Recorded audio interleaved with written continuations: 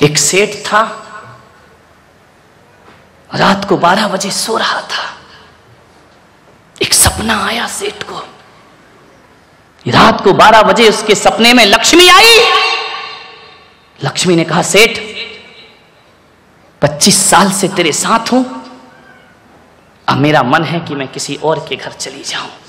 सेठ ने कहा, लक्ष्मी पागल हो गई, तेरे कारण मैं सेठ हूं, तेरे कारण मुझे जय जिनेंद्र है, तेरे कारण मुझे लोग राम राम करते हैं, तेरे कारण लोग दुआ सलाम करते हैं, तू चली गई तो इस गांव में मुझे कोई पूछने वाला नहीं। लक्ष्मी ने कहा, देख सेठ, मेरा स्वभाव चंचल है, आज तेरे पास हूं, कल किसी और के पास चली जाऊंगी। मैं स्थायी नहीं रहती हूं, मैं चंचल हूं। कभी देखा आपने सरस्वती और लक्ष्मी, दो देवियां, सरस्वती की तस्वीर, सरस्वती हमेशा बैठी है, कभी खड़ी फोटो नहीं बनती है।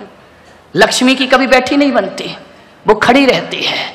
मैंने कहा, ऐसे चित्र क्यों बनते हैं? सरस्वती कहीं भी देखना वीणा लिए आसन लगाए बैठी है, लक्ष्मी खड़ी है। मैंने पूछा ऐसा क्यों है?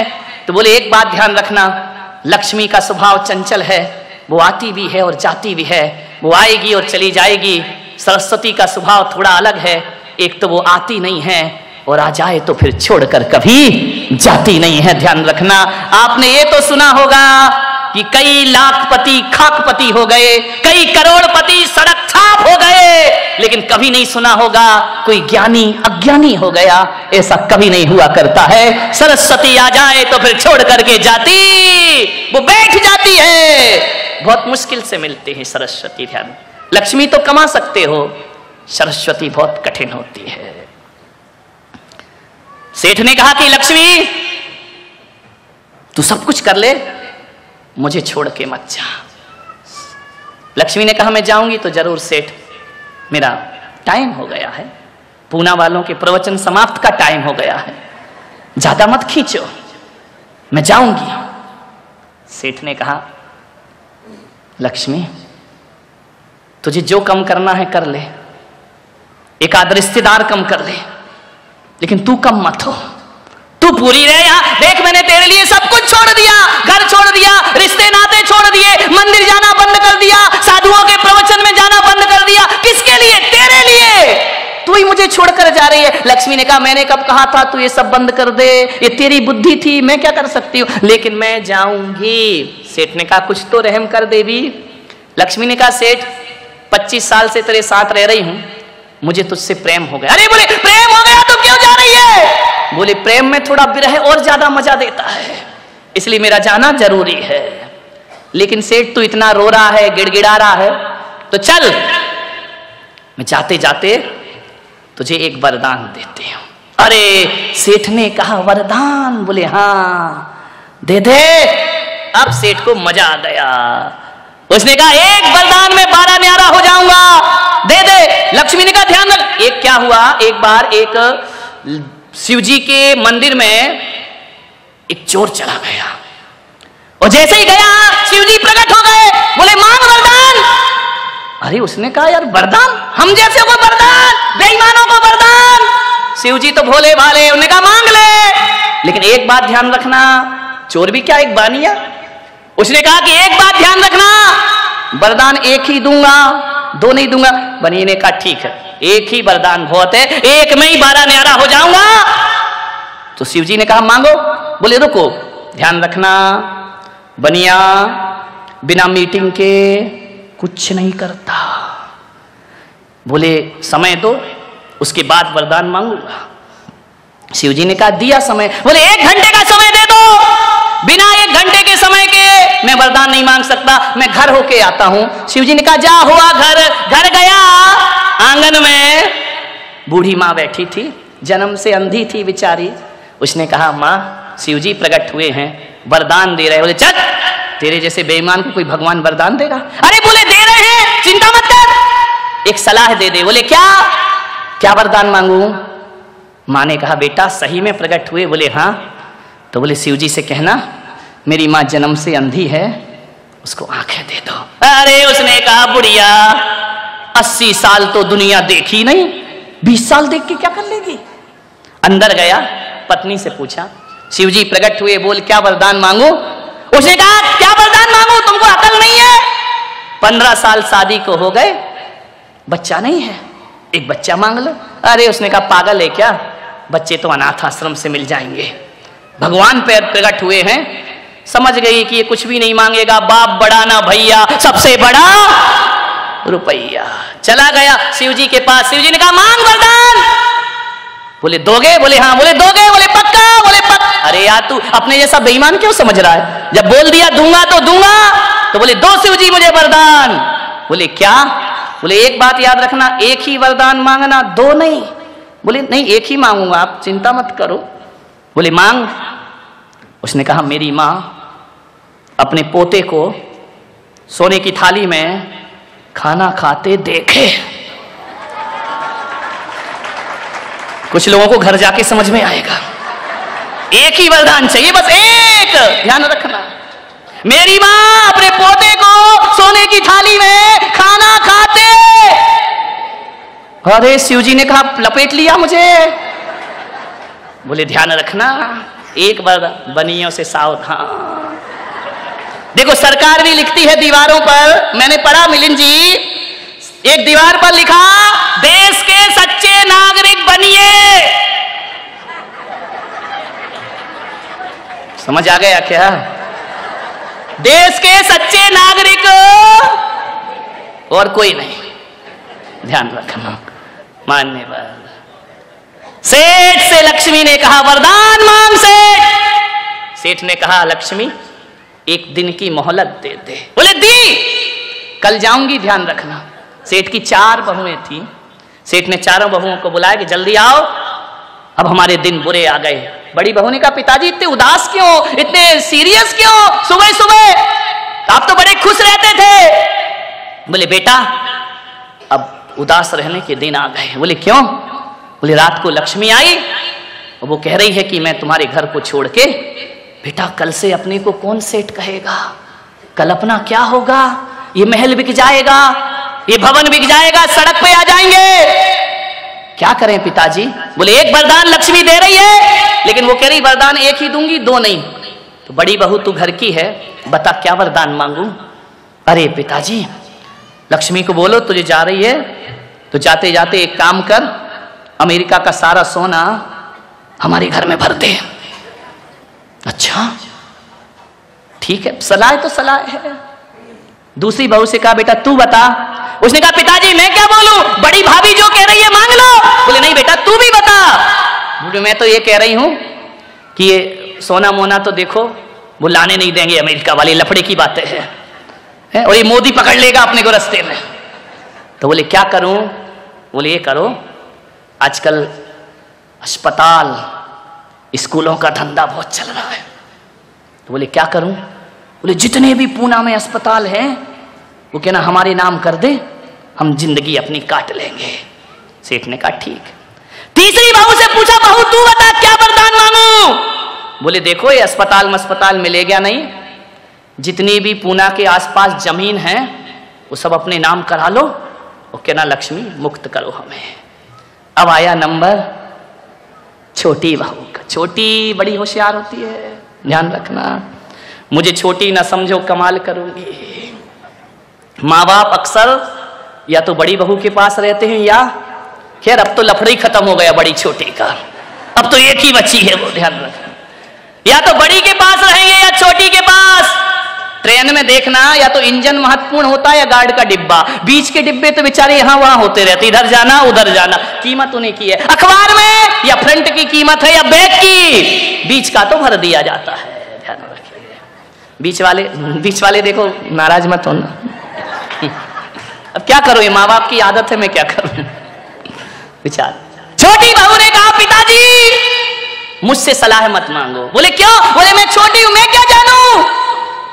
पिता ने कहा तू छोटी है तो क्या हुआ, तू इस घर की मेंबर है, सदस्य है, तेरा भी हक है, मैं मानूं या ना मानूं, सलाह दे। ध्यान रखना, जिस घर के बड़े बुजुर्ग बच्चों से सलाह लेके काम करते हैं वो घर कभी बिखरता नहीं है। और जिस घर के बच्चे ये संकल्प ले लें कि जब तक हमारे बड़े बुजुर्ग जिंदा हैं सारा फैसला लेने का अधिकार उनको है, वो घर कभी बिखरने नहीं पाएगा मेरे भाई। जिस घर में 2 आर्डर होते हैं, 2 आदेश चलते हैं, वो घर बिखर जाता है। ध्यान रखिए, एक आदेश होना चाहिए। छोटी बहू ने कहा, पिताजी मैं कुछ नहीं जानती, मैं इतना ही कह सकती हूं कि लक्ष्मी से इतना ही कहना, मुझे ना पैसा चाहिए ना रुपया चाहिए। बोले पागल हो गई क्या? जिठानियों ने कहा। बोले भाभी 2 मिनट, मेरा नंबर है, आप बोली जब मैं कुछ नहीं बोली, मेरा भी सुन लो। हाँ बोले बोल, ज्यादा होशियार नहीं बनना। बोले नहीं, जाओ पिताजी लक्ष्मी से कहना कि तुम्हें जाना है तो जाओ, और कल की जाने वाली अभी चली जाओ।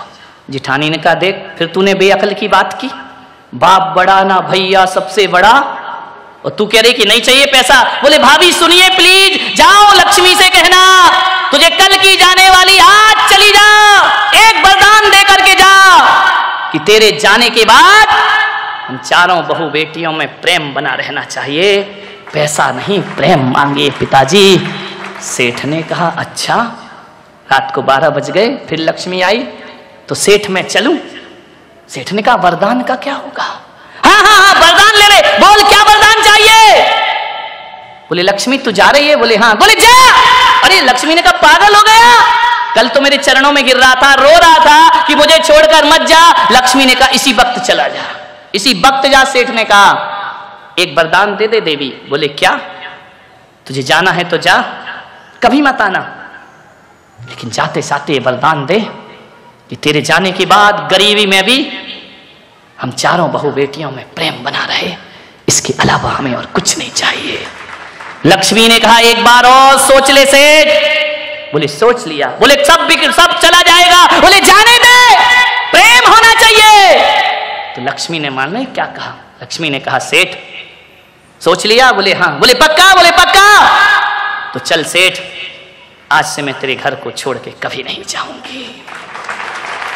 सेठ ने कहा ऐसा क्यों? लक्ष्मी ने कहा जिस घर में प्रेम रहता है वहां लक्ष्मी का वास हुआ करता है, ध्यान रखिए। और जहां प्रेम नहीं होता वहां निर्धनता होती है। सेठ ने पूछा लक्ष्मी तुम कहां रहती हो? गुरुवो यत्र पूज्यन्ते वाणी यत्र सुसंस्कृता अदंतो कलहो यत्र तत्र शक्र वहां में हम। लक्ष्मी ने कहा जिस घर में गुरुओं का आदर होता है, गुरुओं की पूजा होती है, और जिस घर में ध्यान रखना वाणी में सभ्यता होती है, और जिस घर में प्रेम होता है वहां लक्ष्मी का वास हुआ करता है, ध्यान रखिए। मान्यवर आपके घरों में गुरुओं की पूजा होती है, आपकी वाणी में सभ्यता है या असभ्य बोलते हो, लक्ष्मी आपसे नाता तोड़ देगी, ध्यान रखना। और जहां पर प्रेम होगा वहां लक्ष्मी का वास हुआ करता है। इतनी होशियार है ये महिलाएं। नहीं यहां वालों की बात नहीं कर रहा, सीकर वालों की बात कर रहा हूं। तुम्हारी बात अगले चौमासे में करूंगा। इतनी होशियार, एक लड़के की शादी हुई, वो जी अम्माएं मंदिरों में बैठ के क्या सोचो, एक पद्म पुराण पढ़ती हैं? ये नहीं पढ़ती, खुला रहता है पद्म पुराण, पढ़ती हैं बुढ़िया पुराण। बैठ जाएंगी, क्यों बहन दिखाई नहीं दी 5-6 दिन से?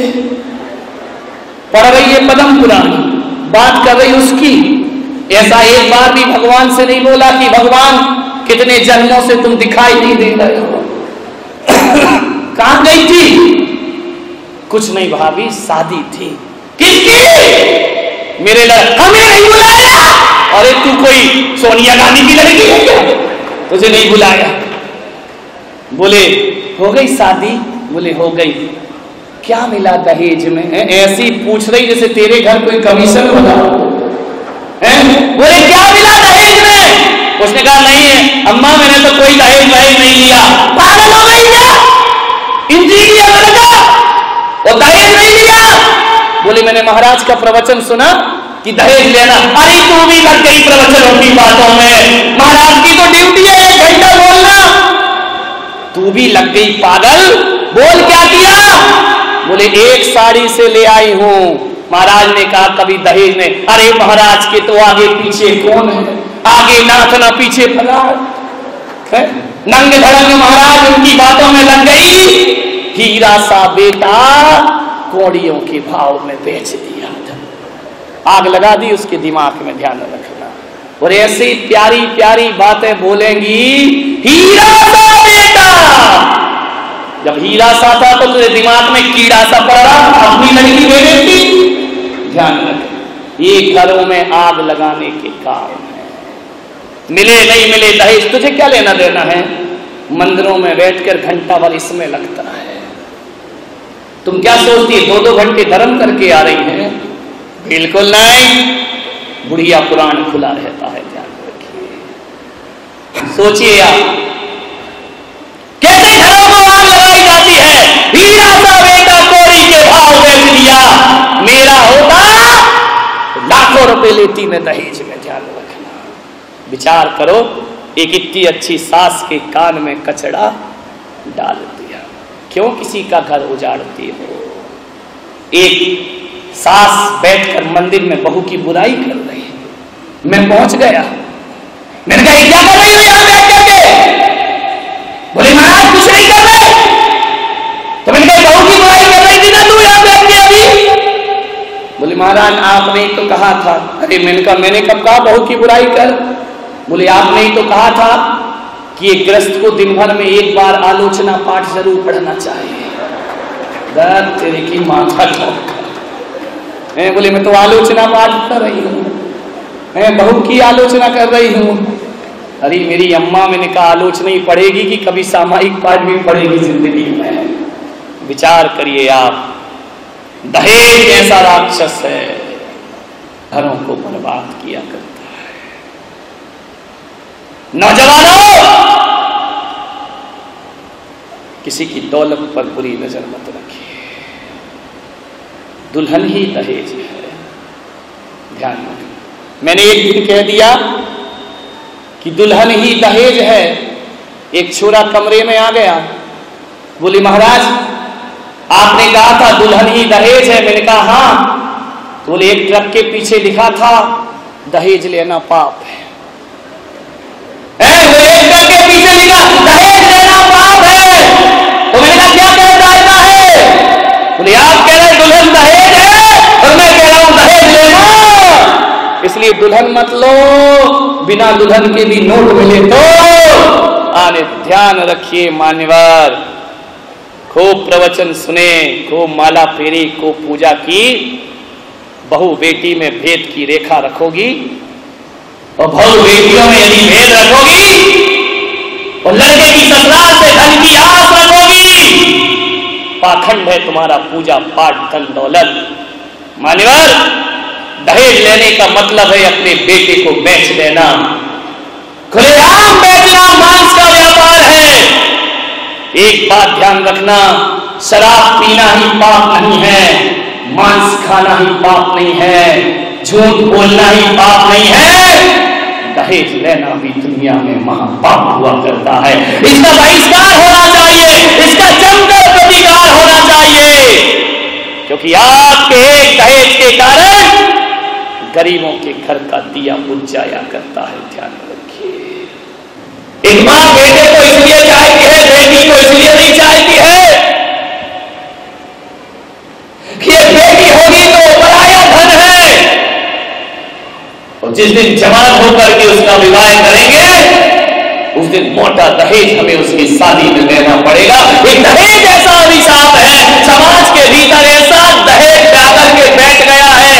ये दहेज का राक्षस ऐसा राक्षस है जो महिलाओं को, बालिकाओं को अपने शिकंजे में कसते चला जा रहा है।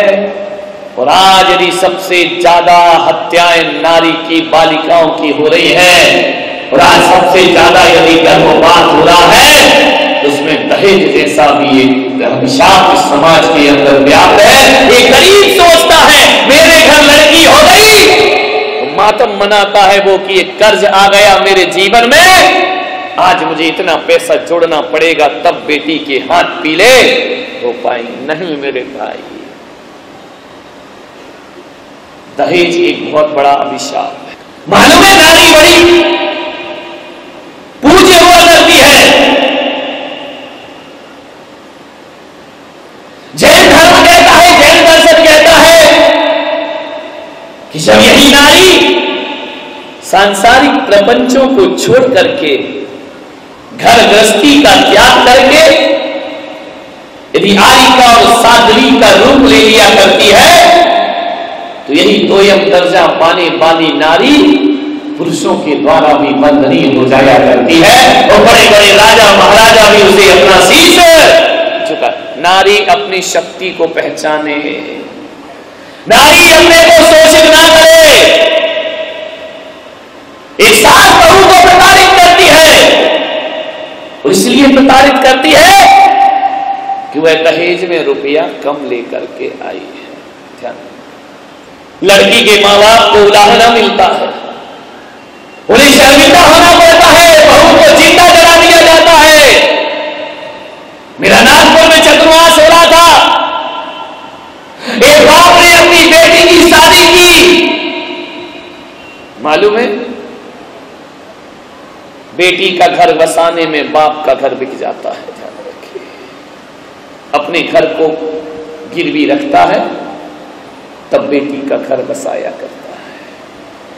उस बाप ने ऐसे ही किया। अच्छा लड़का मिला, अच्छा परिवार मिला, अपनी बेटी का विवाह कर दिया। लेकिन भूल गया वो लड़की का बाप कि जो लोग खुलेआम दहेज मांगते हैं, ऐसे लोग मेरी बेटी को कभी सुख नहीं दे सकते हैं। मोटी रकम ऐठी गई, धीरे धीरे वक्त बीता, बाप ने मकान गिरवी रखा, दुकान गिरवी रखी और सोचा कि चलो मैं फिर से मकान बना लूंगा, फिर से दुकान ले लूंगा, कोई बात नहीं है, मेरी बेटी का घर बस जाना चाहे। लड़की के पिता बनना बहुत बड़ी जिम्मेदारी